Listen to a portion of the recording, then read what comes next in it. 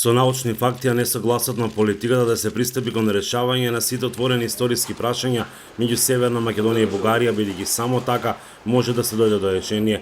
Ова е ставот на дел од експертската јавност во земјава, додека во Охрид историчарите од двете држави ги пеглат несогласувањата околу Гоце Делчев и содржините на учебниците по историја.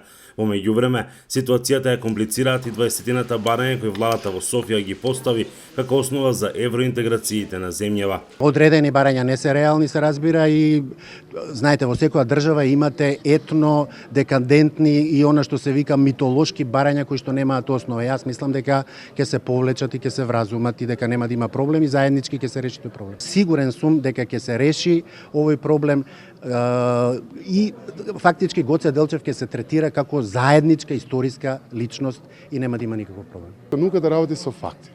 Ако се потпре на науката, ќе ги разрешиме проблемите. А ако влегуваме домерот на политиката, секогаш ќе искрснуваат проблеми. Веќе утре заедничката македонско-бугарска комисија за историја треба да соопшти дали и за кои прашања има напредок во преговорите. Главна тема останува прашањето за Гоце Делчев. Премиерот Зоран Заев рече дека комисијата досега постигнала согласност за 6 историски личности и 4 периоди.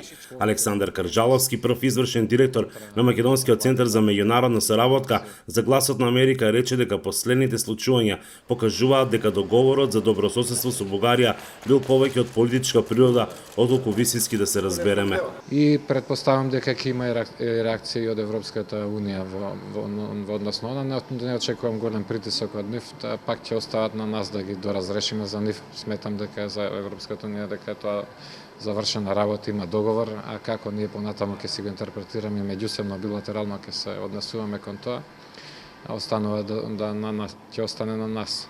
Секако, освен ако Бугарија не оди до таму да навистина прави пречки за следните отварања поглавја. Инаку официјална Софија како услови за членството во Европската унија од земјава бара да се откаже од признавањето на македонското малцинство во Бугарија, да го отстрани терминот бугарски фашистички окупатор од текстовите во учебниците, но и да се откаже од терминот македонски јазик, а во Европската унија да се користи формулацијата службен јазик на Република Северна Македонија. Од Охрид за Гласот на Америка, Мики Трајковски.